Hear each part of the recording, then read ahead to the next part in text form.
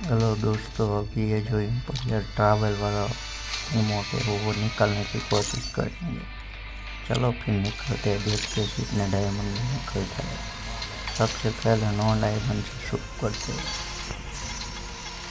आप अंत में बताना कि कितने डायमंड में निकले। चलो फिर देखते हैं।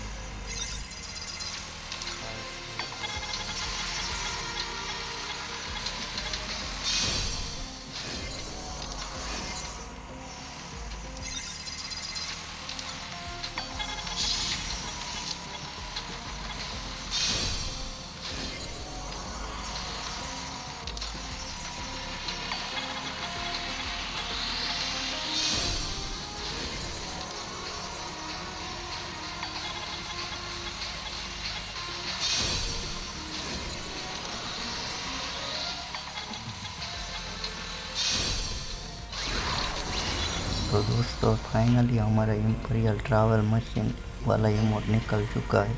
आप बताओ कमेंट सेक्शन में कि कितने डायमंड में निकले, और चैनल को सब्सक्राइब कर लो, आपको भी मौका मिलेगा ताकि ये गिव अवे में पार्टिसिपेंट बने। चलो फिर मिलते हैं नेक्स्ट वीडियो में, तब तक के लिए बाय।